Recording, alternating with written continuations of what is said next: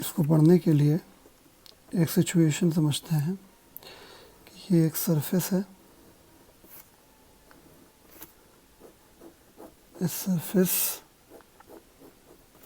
के ऊपर ये एक बॉडी रखी हुई है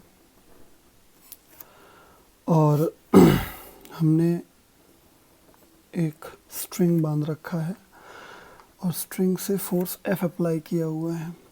इस फोर्स को इम्प्लीमेंट करने से ये बॉडी कुछ देर बाद यहाँ से यहाँ पहुँच जाएगी। ठीक है, तो ये हो जाएगा डिस्प्लेसमेंट। इसको मैं S कह देता हूँ। यहाँ से आता तो डिस्प्लेसमेंट की डायरेक्शन हो गई। तो मान लेते हैं let theta is angle between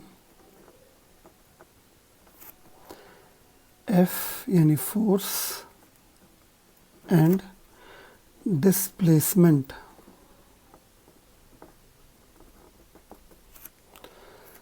तो ये हो गया थीटा। ठीक है, अब यहाँ पे कंसेप्ट है कंपोनेंट करने का। एक्चुअली आप खुद ही देख रहे होंगे कि ये जो फोर्स ऑब्लिकली लगाया जा रहा है इसकी वजह से बॉडी डिस्प्लेस तो हो रही है इस तरफ, लेकिन ये पूरा का पूरा फोर्स इसको इस तरफ डिस्प्लेस कराने में यूज़ नहीं हो पा रहा है। ठीक है, तो कितना फोर्स यूज़ हो रहा है इसके लिए हमको देखना पड़ेगा कंपोनेंट क्या चीज़ होती है। तो अभी फ़िलहाल आप क्लास 10th में हैं और आपको अभी तक कंपोनेंट करना सिखाया नहीं गया है। इस वजह से मैं आपको डायरेक्ट बता रहा हूँ कि जिस तरफ थीटा होता है उस तरफ का component F into cos theta बोला जाता है और दूसरा कंपोनेंट इसके जस्ट परपेंडिकुलर होता है। मतलब मैं आपको क्लियरली बता रहा हूँ कि क्या याद करना है। ठीक है, मतलब ये है कि जो फोर्स है उसने थीटा एंगल बना रखा है। ठीक है, तो इसके दो कंपोनेंट होंगे, एक कंपोनेंट इस तरफ और एक कंपोनेंट इस तरफ। तो जो थीटा की साइड में जो कंपोनेंट होगा वो F इंटू कॉस थीटा लिखा जाएगा और जो अपोजिट साइड वाला कंपोनेंट है और इस वाले कंपोनेंट के परपेंडिकुलर है, इन दोनों के बीच का एंगल 90 डिग्री होना चाहिए।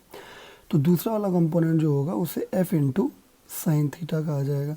This is F into sine theta. ठीक है, तो अब हमने इस फोर्स को दो पार्ट में ब्रेक कर दिया, यानी अब ये इस पिक्चर में नहीं है। ठीक है, यानी अब हमें साफ साफ दिख रहा है कि इस बॉडी के ऊपर इस F फोर्स की वजह से दो फोर्स लग रहे हैं इसके अंदर। एक ऐसा फोर्स जो इसको इधर डिस्प्लेस कराने की कोशिश कर रहा है और एक उठाने की कोशिश कर रहा है।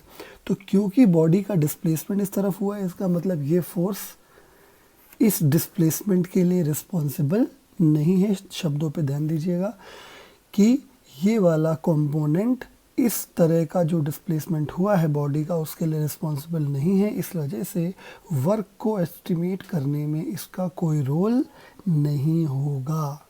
ठीक है, यानी वर्क को एस्टिमेट करने में केवल इस कंपोनेंट का ही रोल है। ठीक है, तो इसको अगर हम डिफाइन करें तो mechanical work here, mechanical work is equal to force responsible for displacement into displacement। ये फॉर्मूला होता है। ठीक है, तो यानी मैकेनिकल वर्क को अगर मैं W से रिप्रेजेंट कर दूँ तो रिस्पॉन्सिबल फोर्स जो यहाँ पे दिख रहा है वो है F इंटू कॉस थीटा और डिस्प्लेसमेंट हो गया है S। तो इस प्रकार से W का फॉर्मूला हो गया F into S into cos theta. ये हो गया वर्क डन का फॉर्मूला। ठीक है, फॉर्मूले की हेल्प से हम लोग कुछ एस्टिमेट कर लेते हैं। ठीक है, और यूनिट के बारे में समझ लेते हैं। वर्क डन का यूनिट निकालने के लिए फोर्स की यूनिट न्यूटन और डिस्प्लेसमेंट की यूनिट मीटर को मल्टीप्लाई करते हैं। Cos theta, sine theta, tan theta जो भी ट्रिग्नोमेट्रिक रेशियोज होते हैं उनके यूनिट नहीं होते तो यूनिटलेस हो गया। तो न्यूटन इंटू मीटर वर्क का यूनिट हुआ, बट हम लोग न्यूटन इंटू मीटर नहीं लिखते हैं क्योंकि न्यूटन इंटू मीटर टॉर्क का यूनिट लिखा जाता है। इस वजह से अगर न्यूटन मीटर लिखेंगे तो वो टॉर्क के यूनिट को रिप्रेजेंट करने लगेगा, जो कि गलत हो जाएगा। इस वजह से होता न्यूटन मीटर के बराबर ही है लेकिन लिखते हैं जूल। ठीक है, जूल को जे से रिप्रेजेंट कर देते हैं। ठीक है, तो ये इसका कौन सा सिस्टम में हो गया, ये हो गया एसआई सिस्टम में। अगर मैं इसी जगह बात करूं सीजे सिस्टम में तो न्यूटन का हो जाएगा, यानी फोर्स का हो जाएगा डाइन, और इसका हो जाएगा सेंटीमीटर, जिसको हम लोग लिखते हैं अर्ग। ठीक है, तो ये भी नहीं लिखा जाएगा, अर्ग लिख सकते हैं। तो अर्ग हो गया इसका CGS सिस्टम में, इसका यूनिट हो गया। ठीक है, अब बात आती है कि हम इसको डिफाइन कैसे करेंगे, वर्क डन की डेफिनेशन कैसे बना सकते हैं। ठीक है ना, तो फॉर डेफिनेशन, ठीक है, तो अभी हमने क्या देखा, वी नो दैट कि W इज इक्वल टू होता है F into S into cos theta. ठीक है, तो अगर मैं यहाँ पर theta is equal to 0 degree ले लूँ, मतलब समझ रहे हैं, मतलब 0 डिग्री का मतलब ये हुआ कि बॉडी का डिस्प्लेसमेंट और फोर्स का जो डायरेक्शन है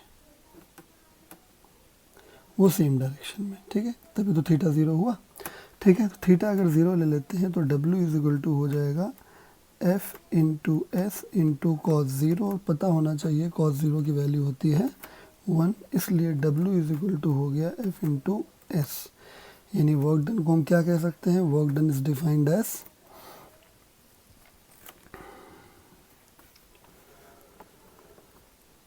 work done by a force is defined as the product of magnitude of force and the magnitude of displacement provided both are in same direction. Okay, ये वर्क डन का definition हो जाएगा।